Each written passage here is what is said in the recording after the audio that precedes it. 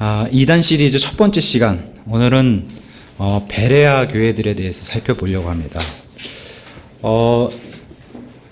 구로에 가면은 그 연세중앙교회라고 있습니다. 윤석전 목사님이 하시는 연세중앙교회가 있는데, 이 윤석전 목사님의 이단성을 말하기 전에 그분의 스승인 성락교회를 먼저 짚어야 돼요. 그래서 김기동 목사님이다. 그래서 이분들은 왜 이단이란 소리를 듣고 왜 이단 판정을 받는가, 이걸 좀 먼저 살펴볼 필요가 있습니다. 베레라고 하는 이것은 사도행전 17장에 나오는 교회인데, 데살로니가 교회 하나님이 굉장히 귀하게 여기셨어요. 말씀을 사랑하기 때문에. 근데 그 데살로니가 교회보다 더 말씀을 사랑해서 사도 바울이 얘기하는데도 그게 정말 하나님 말씀이 맞는지 안 맞는지 살피고 하는 이런 자들을 베레아 교회라고 이렇게 사도행전 17장에 얘기하고 있는데, 이 사람들은 하나님이 고귀하게 여겼다 그랬어요. 귀하고 귀하게 여긴 사람들인데, 이런 성경적인 이름하고는 좀 동떨어진 것 같아요. 이 교회들은 말씀을 중시하는 교회가 원래 베레아 교회인데, 그 이름만 갖다 썼지 절대 말씀을 중심한 그런 교회는 아닌 것 같습니다. 오히려 귀신 무속 신앙하고 기독교를 접목시킨 그런 장본인이 바로 이 김기동 목사입니다. 사실 이렇게 실명을 거론하는 게 요새는 좀 불편해요. 근데 이제 제가 인터넷 가서 자료를 찾아보니까 이분들은 자기들을 욕하는 사람들에게 기도해 준다고 하니 저도 기도해 주리라 믿고 이제 제가 이렇게 실명을 거론하는 겁니다.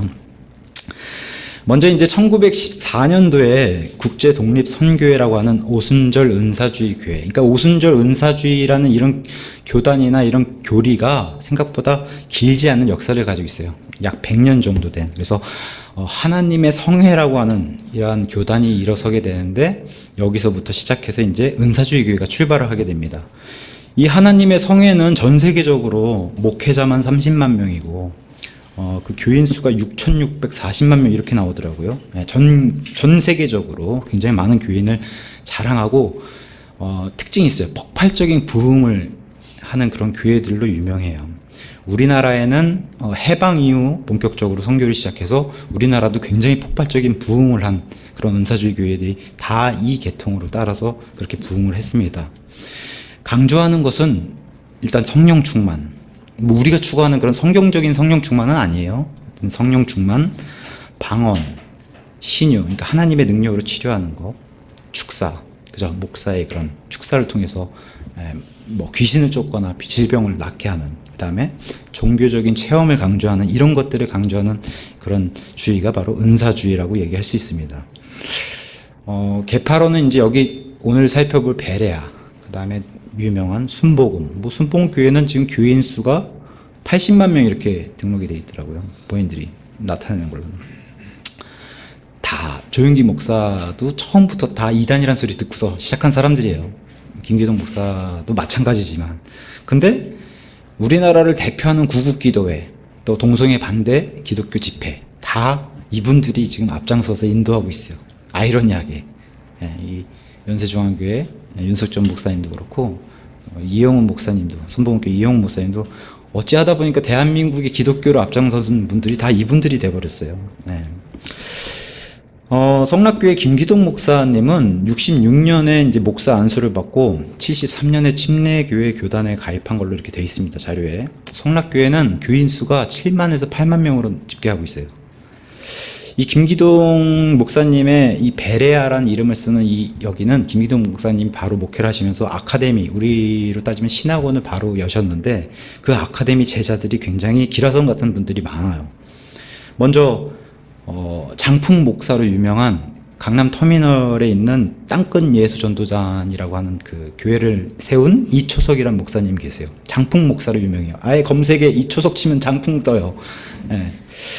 지금은 이제 예수중심교회라는 이름으로 바꿔서 이제 활동하시는 것 같은데, 88년도에 재미있는 이런 일화가 있어요. 이초섭 목사님의 부인인 사모가 천국에 다녀왔다는 펄시 콜레라고 하는 사람을 초청해서 천국 성회 간증 집회를 하는데, 이분이 펄시 콜레라고 한 사람이 단상에 오르다가 이렇게 쓰러졌나 봐요. 그랬더니 이초섭 목사가 안수를 했더니 그 즉시 일어나서 그날 집회는 대성공이었다, 이런 이제 일화도 인터넷에 기록해 놨더라고요.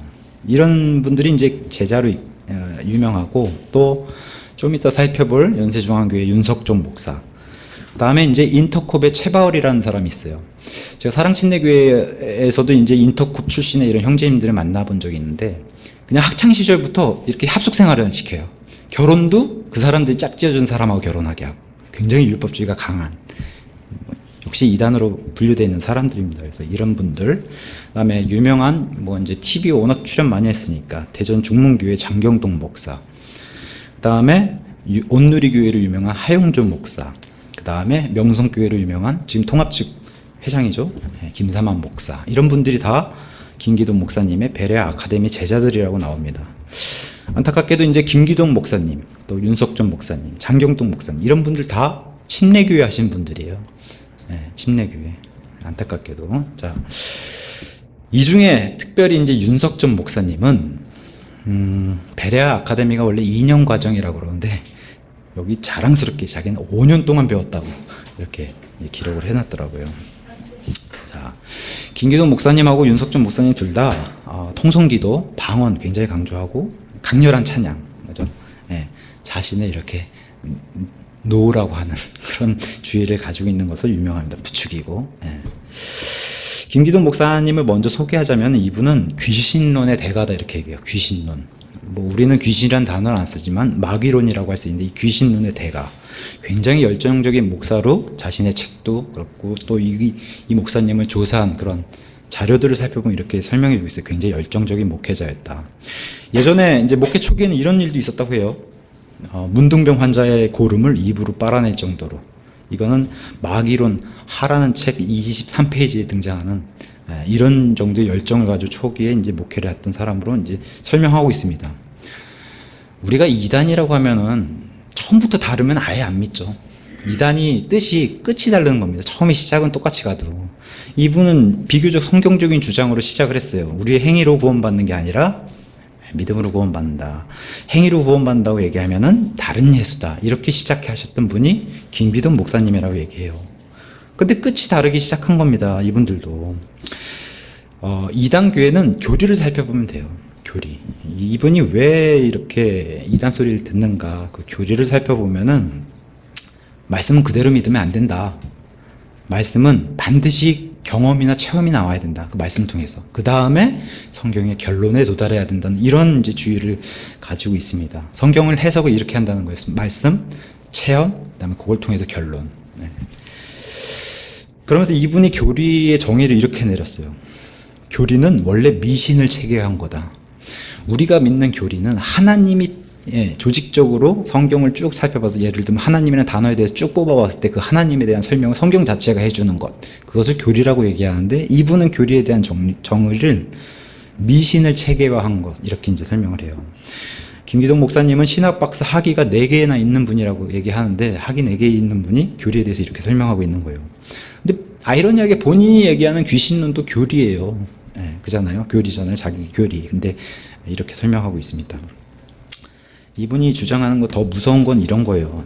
칭의와 성화의 문제보다 귀신 들린 사람과 병자들 고치는 일이 더 중요하다. 이렇게 주장하니까 이제 문제가 되는 거예요. 창조와 종말에 관한 지식을 얻는 것보다 이 세상에서 능력 있게 살아가는 것을 목표로 하는 게 더 중요하다라고 얘기해요. 그럼 뭐예요? 하나님을 첫째로 사랑하는 게 아니라 사람 중심의 인본주의 사상이 들어가 있는 걸 우리가 살펴볼 수 있어요. 그래서 신학 무용론이라는 걸 펼치는 거예요. 신학은 덜 중요하다라고. 신학은 덜 중요하다. 이것은 곧 성경에서 돌아서게 하는 자세. 그것을 이제 목사 스스로가 이렇게 가르치는 거예요. 그러면서 우리가 예전 교회에서 많이 듣던 얘기죠. 성경을 함부로 해석하는 건 위험한 일이다. 그렇게 가르친 사람이 김기동 목사라고 얘기합니다. 김기동 목사의 설교 내용을 좀 이렇게 예로 살펴보면 더 자세히 알 수가 있어요. 저도 이걸 조사해보면서 옛날에는 참 이런 설교를 어떻게 들었을까. 저도 이제 옛날 생각이 나더라고요. 2005년 5월 29일 하나님을 뵐 수 있는 기도라는 제목의 설교 내용에서는 결론은 이거예요. 내 영혼아 예수님의 마음을 가지자 2번씩 외치고, 내 영혼아 예수님의 복을 받자 2번씩 외치고 끝. 2005년 6월 5일 하나님이 주문하시는 기도라는 제목의 설교를 하고, 본문과 상관없는 그냥 영생 문제, 하나님 아는 방법 쭉 얘기하다가 결국에는 결론에 가서는 11조 중요하다라고 끝내는 이런 설교. 그러면서 또 구호 3번 외쳐요. 내 영혼아 하나님과 의논하자. 내 영혼아 하나님과 의논하자. 이렇게 구호 3번 외치는 걸로 끝나고, 우리가 이제 잘 알아야 되는 게 귀신이 있을까요, 없을까요? 귀신. 그러니까 귀신의 정의부터가 중요한 거예요. 그러니까 단순히 우리가 말하는, 우리 성경에서 얘기하는 마귀를 개혁 성경은 귀신으로 번역했기 때문에 그런 마귀의 존재를 귀신으로 번역한 그 마귀를 얘기하는 건가? 아니면 정말 샤머니즘에서 얘기하는 그 죽은 자들이 떠도는 귀신을 얘기하는 건가? 우리는 이걸 배제하기 위해서 귀신이라는 단어를 절대 안 쓰는 거예요. 왜? 혼란을 주기 때문에.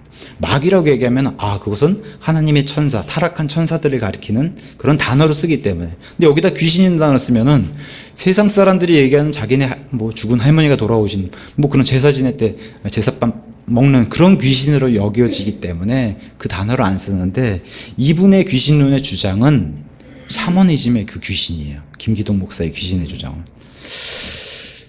이렇게 얘기했어요. 김기동 목사는, 저는 성경에서 귀신이 있다는 것을 배웠으며 귀신은 사람의 원수로서 모든 병의 원인이 되며 사람들의 생활을 파멸시키는 원인이 된다고 하는 것을 알게 되었습니다. 또 귀신 들린 자를 예수의 이름으로 쫓는다는 것도 성경을 통해 알게 되었습니다. 그리고 이는 주님의 강력한 명령으로 너희는 내 이름으로 귀신을 쫓으라고 하신 것도 알게 되었습니다. 이렇게 이제 책에 남겼어요. 자신의 교리책에. 물론 예전 성경이 귀신으로 되어 있기 때문에 이해는 가요. 그 단어가 그대로 그렇게 번역이 되어 있었으니까. 근데 이게 세상 사람들이 쓰는 그 귀신, 유령이라고 얘기하는 그 귀신과 구별이 안 되기 때문에 우리는 안 쓰는 거예요. 근데 이분은 그 귀신을 믿고 있는 거예요. 나중에 이런 좀 있으면 더 재밌는 주장도 나옵니다. 이렇게 얘기해요. 김기동 목사가 귀신이라고 주장하는 존재들에 대해서 자신이 이렇게 설명해요. 천수라고 얘기하죠.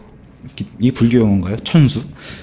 즉 타고난 수명을 채우지 못하고 죽은 불신자의 영이 귀신이라는 거예요. 그러면은 자기 삶을 다 못 채우고서 죽은 사람, 믿지 않고 죽은 사람이 귀신이 된다는 뜻인데, 그러면 이건 하나님 영역하고 아무 상관없는 샤머니즘의 귀신 얘기하는 거예요. 하나님 믿지 않고 죽은 사람이 구천을 떠도는 귀신이 될 수 있어요? 사람의 죽음 뒤에는 다 하나님의 영역이에요. 사람이 관여할 수도 없고 그렇게 되지도 않아요. 성경이 그렇게 얘기도 안 하고 있고. 근데 이분은 불신자의 영이 귀신이다라고 얘기하고 있고, 자기가 경험한 귀신의 76%가 여자 귀신이었다 이렇게 주장해요. 또 이분의 능력이 너무 출중해서 어떤 도벽이 있는 소년의 주머니가 이렇게 영의 눈으로 보인다는 거예요. 그래서 도벽이 있는 소년의 주머니에 그 훔친 돈이 보였다 이렇게 주장하기. 이 사람 책에 다 나오는 내용입니다. 심지어는 너무 깜짝 놀랐어요. 이건 죽은 자를 살린 경험이 있다라고 얘기해요. 이 정도면 하나님이죠.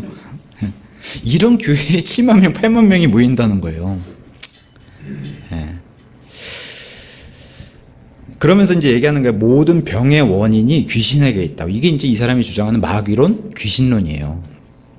참멀미, 배멀미, 귀신이 붙어서 그렇다는 거예요. 이 사람 주장은. 여행하는 사람이 귀신 들렸기 때문에 이런다. 그래서 귀신을 쫓으면은 멀미를 안 하게 된다. 어떤 사람이 어두운 골목을 이렇게 지나가는데 머리가 쭈뼛었다 그래요. 머리가 쭈뼛서는 귀신이 붙었다는 거예요. 이 사람 주장이에요. 앉았다가 일어섰는데 빈혈이 와요. 그럴 수 있잖아요. 어지럽고. 고혈압이나 저혈압 때문에 그런 게 아니라 앉았다 일어설 때 어지러운 귀신이 붙었다는 거예요. 이 사람은.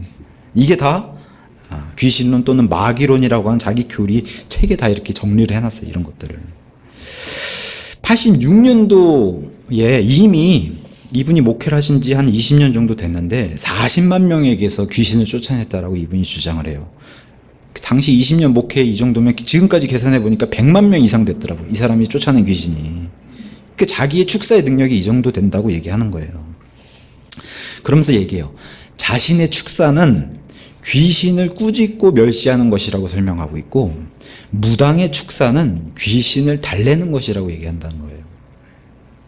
이건 성경하고 아무 상관이 없죠. 이런 교리는. 또한 이제 마태복음 16장 18절에 예수님께서 내 교회를, 베드로의 그 믿음의 고백 위에, 반석 위에 내 교회를 세우겠다. 지옥의 문들이 그것을 이기지 못할 것이다. 이렇게 말씀해 주셨는데, 우리 성경엔 지옥의 문들이라고 되어 있고 과거 성경에는 음부라고 되어 있잖아요. 음부의 권세가 그것을 이기지 못한다. 그러니까 이분의 주장은 또 지구가 이미 음부라고 얘기하는 거예요. 교리적으로. 그러니까 지구 자체가 지옥이라는 거예요. 그래서 그 지옥 위에 교회를 세우셨기 때문에 이 세상은 다 귀신 천지라고 얘기하는 거예요. 그분의 교리가 이렇게 정리가 되는 거예요. 그러면서 더 참 무서운 교리, 그러니까 이분이 참 이단으로 정죄받을 만하다라는 생각이 들어요. 왜 그러냐면 인간은 하나님의 형상이 아니라 사탄을 정죄하기 위해 만든 도구다, 이렇게 이제 교리를 폈어요. 또 이제 2005년 6월 26일 설교를 통해서도 잘 알 수 있다시피 이런 분들의 특징, 11조의 절대화, 옛날에 많이 들었잖아요. 11조의 절대화. 이렇게 설교 내용이 이렇게 나옵니다. 11조를 하면 이 땅의 창고에 쌓을 곳이 없도록 복을 주신다고 했습니다. 그래서 창고는 크게 만들어 놓고, 이건 이제 우리가 11조는 겨우 몇 번 드리고 나서 하는 말이 왜 하나님이 안 채워주시냐고 원망합니다. 11조를 했으면 당신의 창고는 벌써 쌓을 곳이 없도록 풍성히 받을 수 있도록 된 것입니다. 그 권리를 먼저 확보하게 되면 반드시 창고는 채워지게 되어 있습니다. 그러므로 좀 더 기다리십시오 하고 이렇게 교리를 또 정리해 놨어요. 설교문하고. 우리가 보통 이제 대형교회 하면 이 11조랑 연관을 빼놓을 수가 없어요. 그죠? 대형교회 치고 이 11조를 강조하는 교회가 없으니까. 근데 이제 이 교회를 조사하다 보니까 이거는 이 교회의 문제뿐만 아니라 이 세상의 모든 교회가 이런 문제들 다 조금씩 가지고 있는 거예요. 그러니까 김기동 목사에게만 나오는 문제는 아니에요. 왜냐면은 율법은 폐해졌다고 얘기하면서도 입으로는 율법 중에 11조만은 율법에 해당하지 않는 것처럼 얘기하고 11조만 떼서 그것을 강조하니까 문제가 되는 거예요. 율법이 그렇게 중요하면은 11조만 떼면 안 되죠. 목매어 죽인 보신탕 이런 것도 안 되는 거예요. 돼지고기도 안 되는 거고. 근데 가장 중요한 11조 1,000번째만 떼다가 그죠? 강조하게 되니까 이제 율법을 여전히 강조하는 특별 새벽 기도회 이렇게 나오게 됩니다. 특별 새벽 기도회에 나오면은 건강과 자녀의 진로가 보장이 된다. 많이 들으셨잖아요, 예전에. 저도 이런 얘기 듣고 자랐습니다. 이거는 정한 수 떠놓고 비는 샤머니즘이랑 똑같죠. 기독교 문화가. 제가 이렇게 기도 드리니까 꼭 들어주셔야 합니다. 뭐 이런 의미로 다가가게 되는데, 이분의 또 무서운 주장은 이거예요. 예수 그리스도의 인류 구속 사역을 부인해요. 그러니까 뭐냐면 예수 그리스도는 이 땅에 오시기 전에 이미 만세 전부터 죽기로 작정된 분이라는 거예요.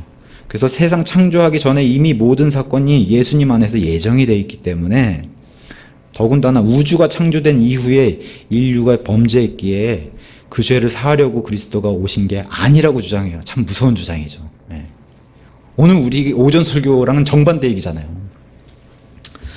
또 이제 이 베레아 아카데미 출신의 사람들이 문제가 되는 게 이원론적 영지주의예요. 그러니까 우리가 가지고 있는 인간의 삼중적 구전, 영혼, 몸, 그죠? 몸, 바디라고 하는 그 몸은 하나님이 주신 귀한 거예요. 이게 없으면 인간의 구성이 안 되니까. 그 다음에 이거랑 대적하는 그 존재가 플래시, 우리가 육신이라고 얘기하는 거, 죄를 저지르게 만드는, 이걸 구분을 안 해요. 그러니까 육체는 다 악하다고 이렇게 얘기하는 거예요. 이원론적 딱 반으로 나눠서 이쪽 아니면 저쪽. 그 다음에 베레아 사람들도 영혼육으로 삼중 구조를 보는데 영을 사람의 인격체의 구성 요소로 안 봐요. 그리고 혼을 어떻게 보냐면은 이 땅의 삶을 살아가는 인간은 혼이 육체에 붙어서 생활하다가 죽으면 영에 붙는다 이렇게 얘기해요. 그러니까 완전히 반으로 나눠서 이쪽 저쪽으로 구분하는 거죠. 그러면서 이렇게 주장했어요.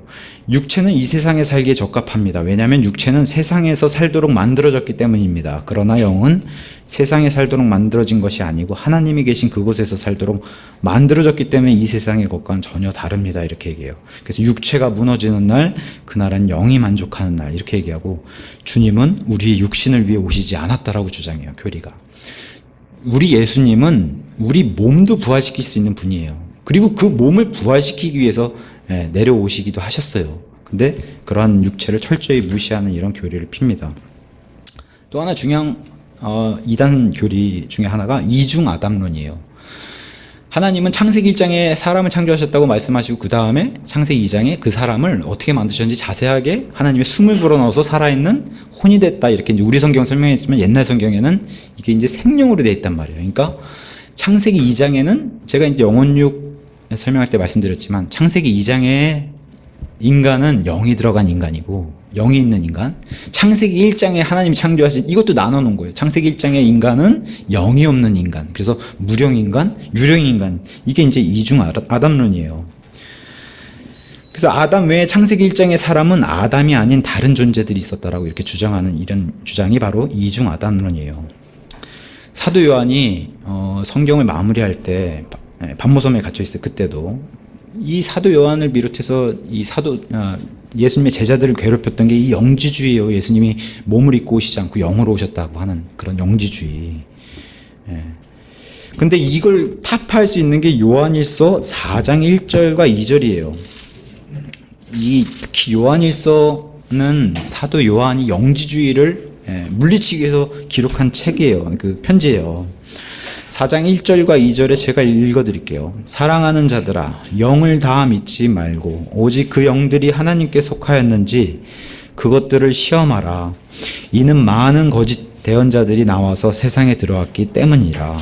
이게 영지주의가 많이 발생이 돼서 이런 얘기를 하는 겁니다.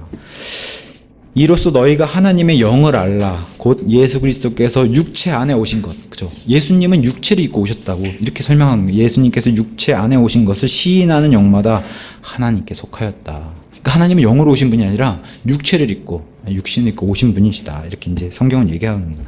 사도 요한이 유명한 일화는 비교적 이 7교회 지역에서 온천이 유명했던 지역에 온천을 하고 있는데 이단들이 그 온천탕에 들어오면 그냥 뒤도 안 보라고 뛰쳐나갔다는 그런 일화도 있어요. 전승에 사도 요한은 그 정도로 이 영지주의 사람들을 거짓 대언자들을 미워했다. 또 이 김기동 목사 베레아에 또 중요한 그 이단 교리 중에 하나가 양태론이라는 교리가 있어요. 하나님은 한 분이시라는 교리. 우리가 믿는 하나님은 세 하나님이 한 하나님으로 존재하는 삼위일체의 그 신비 교리를 믿는 하나님인데, 양태론은 아버지도 예수님, 아들도 예수님, 성령님도 예수님, 이게 양태론이에요. 이거는 김기동 목사뿐만 아니라 다 장경동 목사도 주장해요. 양태론. 역할만 다르다는 거예요. 회사에서는 사장, 뭐 집에서는 아빠, 교회에서는 집사, 뭐 이렇게. 얼음이 저기서는 얼음이었고 여기는 물이고, 녹으면 물이고, 증발하면 수증기고, 이게 이제 하나님을 나타내는 그런 거라고 주장하는데, 하나님을 나타내는 것은 시간이 가장 명확해요. 과거, 현재, 미래. 하나라도 빠지면 시간이 형성이 안 돼요. 그게 하나님을 나타내는 삼위일체 신비예요. 근데 다 뚜렷하게 존재하신 분들인데 이걸 인정 안 하고, 하늘에 계실 때는 아버지로 불렸고 땅에 내려오시면 예수님이라고 불리고, 신약 시대에는 우리 안에 계신 그분 성령님이라고 부르고, 이건 양태론이라고 불러요. 이거는 이제 다른 말로는 사빌리안 주의라고 얘기하는데, 또 다른 이제 이단 교리 중에 이런 게 있어요. 삼신론. 이건 또 너무 간 거예요. 우리는 세 하나님이 아니라 그 세 분이신 분을 우리는 한 하나님이라고 믿어요. 근데 영어로도 원갓이라고 얘기해요. 근데 이제 쓰리갓이라고 얘기하는 삼신론이 있어요. 삼신할머니처럼 삼신론. 그래서 아버지도 신, 아들도 신, 성령님도 신. 이런 이단 교리도 있고, 또 여호와의 증인들이 믿는 단일신론. 여긴 예수님을 인정 안 하잖아요. 오직 아버지 하나님만, 한 하나님, 그러니까 한 분으로 믿는 이런 주의도 있어요. 어쨌든 이 양태로는 아버지, 예수님, 성령님이 다 같은 분, 한 분. 그래서 예수 유일주의라고도 얘기해요. 이렇게 설명하는 거예요. 성령님은 은사를 베푸시고, 성자님은 은혜를 베푸시고, 아버지는 사랑을 베푸신다. 하시는 일은 각각이지만 우리에게는 한 성령으로 나타나신다고 이렇게 교리를 주장합니다. 아까 제가 오전에도 말씀드렸다시피 김기동 목사님이 행위 구원을 강조를 해요. 그러니까 요한복음 5장 24절 사망에서 생명으로 옮겨졌느니라, 이 번역을 가지고 뭐라고 하신 거예요. 전화를 해서 이렇게 번역하면 어떡하냐고. 왜냐? 자기들은 이로 가야 되기 때문에, 행위로. 자, 김기동 목사님은 여기까지 하고, 그러면 윤석전 목사님에 관해서 이제 살펴보겠습니다. 윤석전 목사님은 86년도에 개척을 시작해서 지금은 연세중앙교회하고 흰돌산 수양관이라고 하는 기도원을 가지고 있어요. 여기 잘 알려지지 않았는데 보통 우리가 기네스북에 오른 교회가 순복음교회라고 얘기해요. 근데 순복음교회보다 더 큰 교회가 연세중앙교회예요. 동양 최대 규모라고 설명이 돼 있어요. 15,000석. 한 번에 예배 드릴 수 있는 사람이 15,000석. 동양 최대 규모. 근데 재밌는 것은 이 교회의 부지로는 제일 큰 면적을 전 세계에 가지고 있는 교회가 연세중앙교회래요. 근데 단일 예배당 크기로만 봐서는 이 윤석전 목사의 스승이 김기동 목사님의 교회가 단일 예배당으로는 전 세계에서 제일 크다는 거예요. 방주처럼 만든 교회예요, 건물이. 뭐 그 디자이너로 상도 받은 그런 건물인데 여기가 제일 크다고 합니다. 유명한 김밥집 사건이라는 게 있어요. 한 교인을 얼굴과 이름을 공개해서 이단으로 정죄했는데 비판을 받았어요. 왜 이름 공개하고 해서 이단 정죄했냐 했더니 신천지였다고 더 정죄한 사건이 있어요. 이게 유명한 사건입니다. 연세중앙교회. 물론 후에 알아보니까 이 김밥집 주인은 성결교회로 간 것으로 돼 있어요. 교인은 자세히는 안 알려줘요. 자기네 극비라고. 근데 약 3만 명 정도로 이제 이렇게 알려져 있습니다. 그래서 자기네들이 기네스에 찬양대, 그러니까 성가대가 많은 인원수로 이제 자랑을 하는데 매해 성탄절에 이 성탄절 그런 음악회 같은 걸로 해서 성가대 5,000명으로 시작했어요. 2012년도에 매해 증가해가지고 13년도하고 14년도에 10,000명이 됐고 이 성가대가 15년 이후에는 전성도가 성가대가 돼서 기네스북에 올랐다고 이렇게 이제 얘기를 합니다. 똑같이 김기동 목사님처럼 87년도 7월 설교를 들어보면 이중 아담론을 지지해요. 영이 없는 인간들이 창세기 1장에 창조가 돼가지고 땅을 채웠고 하나님이 땅을 채우란 명령에 따라서 영이 없는 인간들이 땅을 채웠고 그 중에 한 사람이 택함 받았는데 그 사람이 아담이라는 거예요. 이런 교리를 윤석전 목사님은 하시더라고요. 그리고 아담으로 택한 사람 외에는 네피림이 됐다 이렇게 주장해요. 그 네피림 알죠? 우리 거인으로 하나님의 천사들이 타락해서 한 그걸 이렇게 얘기하더라고요. 96년도 제천에 가서 한 연합성회에서는 이렇게 얘기해요. 십자가에 달린 것은 모습은 예수지만 실상은 마귀다. 참 무서운 말이죠. 왜냐? 십자가에 달린 것은 죄값이고 그 죄값은 사망이기 때문에 사실은 마귀다 이렇게 주장했어요. 이분이. 이분의 구원관을 가서 살펴보면은 이 우리가 하는 믿음 생활은 치열한 전투라고 주장을 했는데 여기서 진 사람은 지옥 간다는 거예요. 신앙생활에서 진 사람은 지옥 간다. 구원이란 마귀로부터 벗어난 것을 받는 것이 구원이다라고 주장했고 이분 목회 철학과 교리를 보면은 이쪽은 지금 김기동 목사님 교회하고 윤석전 목사님 교회 둘 다 아들 세습했어요. 근데 김기동 교회 목사님 문제가 심각한데 여긴 전혀 문제가 없어요. 그 정도로 굉장히 뭐랄까요? 일사불란하게 움직인다고 할까요? 너무 그게 카리스마가 강해서 그럴까요? 이분의 목회 철학이 이래요. 목사의 말에 복종하지 않고 자기 의견과 사견과 교리로 움직이려는 사람이 있다면 그런 사람은 천국에 가지 못한다. 가면 내 손에 장을 지져 목회 방침에 반기 들면 사단 새끼요 이렇게 집회에서 이렇게 얘기했다고 합니다. 또 이런 주장도 했어요. 구약 시대의 제사장 앞에 11조와 천윤매를 이제 이스라엘 백성들이 바쳤는데 신약 시대에도 동일하게 사도들 앞에 땅을 팔아서 내놨다. 오늘날 목사가 절대로 마음대로 하지 못한다. 답답했나 봐요, 이 목사님이. 장로, 재정집사가 척하니 제 마음대로 하고 있어요. 요게 하나님이지 뭐요. 내 앞에 다른 신을 두지 말라. 요게 하나님이요. 요게 하늘나라에 가서 심판을 견뎌낼 줄 아냐고. 그러니까 뭐예요? 재정집사가 지금 돈을 마음대로 못 쓰게 하니까 지금 이런 얘기도 이제 강단에서 했다고 합니다. 고린도 교회를 예를 들어서 이런 얘기도 했다고 합니다. 목사 월급을 사도 바울은 안 받았어요. 고린도 교회에서. 근데 그 얘기를 들으면서 목사 월급을 주기보다 헌금의 용도를 묻지 않고 쓰게 해줬다. 고린도 교회는 사도 바울에게 돈을 주고 마음대로 이 얘기를 하면서 자기도 마음대로 쓰고 싶다는 그런 의견을 피력했다고 합니다. 자, 목사가 이제 집사를 목사에 임명할 수 있는 이런 게 이제 성경적이에요. 근데 집사를 임명하는 것에서 이렇게 집사에게 이런 이제 뭐랄까요, 선서라고 하게 한다고 합니다. 나는 연세중앙교회 서리집사로서 7장 1회 교회 생활과 재반 사항을 지키지 못하여 미혹해하는 영과 귀신의 가르침을 줬고 마귀의 앞잡이가 되어 불의의 병기로 사용되어서 교회를 파괴하는 불순한 행위나 이 모든 서약을 위반하는 행위가 드러날 때에는 강단과 교회가 취하는 엄한 처벌, 출교, 서리집사 해직, 근신 등을 받아 마땅함을 인정하고 순종하여 받아들일 것을 하나님 앞과 성도들 앞에서 엄히 서약합니다. 여기 굉장히 규율이 강한 것 같아요. 그런가요? 제가 제 신학원 동기 중에 이 연세중앙교회에서 목사 안수 받으신 목사님이 한 분 계셨어요. 동기 중에.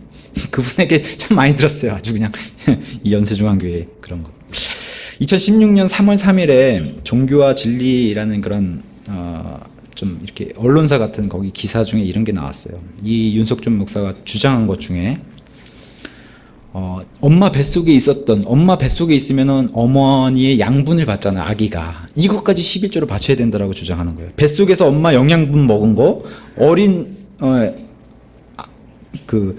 아이였을 때 학교 다니는 거 다 엄마가 공짜로 해줬으니까 이것까지 다 11조를 내야 된다라고 주장하는 거예요. 그리고 이런 교리도 펴요. 구원받은 자도 구원받았지만 제사밥 먹으면 지옥 간다. 제사밥. 우리 명절에 제사 드리는 시루떡 같은 거 먹으면 지옥 간다는 거예요. 자, 이분의 능력은 이분도 김기동 목사님 못지 않은 것 같아요. 마귀를 지옥 보내는 능력을 가지고 있다라고 얘기해요. 자기 축기하는 사역을 가지고 있다. 연세중앙교회 축기 사역이 이런 거라는 거예요. 그래서 그 축기 사역하는 집회에 가서 그 집회 내용들을 이렇게 이제 녹화해 놓은 걸 가서 보니까 이런 대화가 이래요. 여기 이제 귀신이 들린 사람한테 쫓아낸 사람이 앞에서 저주받은 귀신아 나가라. 그랬더니 이 귀신이 이 사람이 기침 가래 뱉으면서 갈 데가 없어. 그때 또 물어봐요. 어디에서 왔어? 온 곳으로 다시 돌아가. 나가. 어서 나가. 예수 이름으로 명하노니 어서 나가. 결박을 풀고 어서 나가. 이 저주받은 원수 마귀야. 질병 고통 다 가지고 나가. 이걸 계속 반복한다 그래 이 사람한테. 나가. 떠날지어다. 이렇게 하니까. 그랬더니 이 귀신 들린 사람이 하는 게 안 나가. 싫어. 이러다가 이제 마지막에 아이고 지옥 보내려고 했는데 이러고 이제 이건 뭐 쇼인지 뭔지 모르겠다. 어쨌든 이제 이거를 이렇게 자료로 올려놨더라고요. 이분의 목사관을 이렇게 정리해 보면은 이분이 어떤 생각을 가지고 목회를 하시는지 딱 드러나요. 첫 번째, 목사 말에 절대 복종. 그렇지 않으면 지옥. 두 번째는 교회 안에서 무조건 목사 편에 서야 함.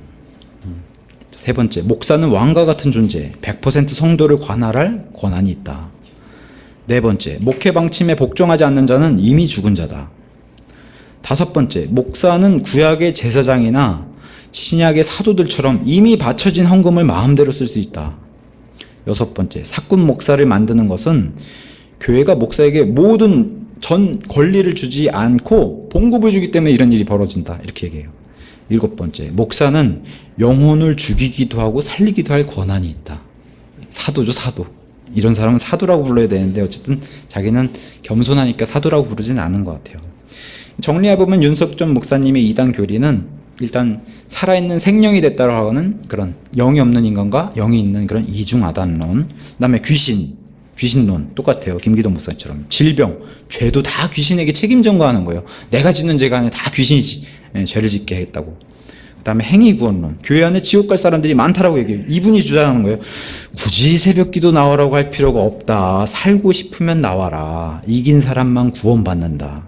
이것도 역시 제천 영합 성회에서 이렇게 얘기했어요. 7번 테이프라고 이렇게 친절하게 설명돼 놨어요. 7번 테이프 이렇게 하고 있더라고요. 또 예수 유일주의라고 하는 하나님이 한 분이시다라고 하는 양태론을 주장했다고 현대종교 2000년 10월호에 이제 실렸습니다. 이원론은 뭐 김기동 목사님하고 같아요. 육과 혼의 존재에 하나님이 숨을 불어넣어서 생명이 됐는데 혼은 아까 제가 얘기한 건 육에 붙었다가 죽으면 영에 붙는 이런 이원론 쪽. 그러니까 전 인격적인 죄 타락의 인간으로 보지 않고 육체만 타락해서 이게 점점 혼으로 번져가고 영으로 번져가고 뭐 하여튼 이런 교리를 핀다고 해요. 그래서 육신에 대해서는 이렇게 설명한다고 합니다. 육신은 우리가 보존하고 이 땅에서 잘 간수할 만한 가치가 전혀 없다. 그렇게 얘기하면서 육신이 영혼에 대한 방해꾼이고 영혼을 타살하고 학대하는 못된 원수라고 죽여서 매력적인 분리를 해야 된다. 그러니까 육신은 아주 못된 걸로 이제 하는데 우리 구원받은 사람의 몸은 하나님께서 하나님의 성전이라고 얘기해요. 구원받은 몸도 귀한 겁니다. 이 하나님의 성막과 성전이 삼중 구조로 되어 있는 것처럼 사람의 영혼 몸도 그렇게 하나님이 섭리로 만들어 놓으신 거예요. 근데 그걸 다 무시해요. 그러니까 아까도 말씀드렸다시피 육신과 몸을 구별하지 않아요. 구분해서 생각하지 않아요.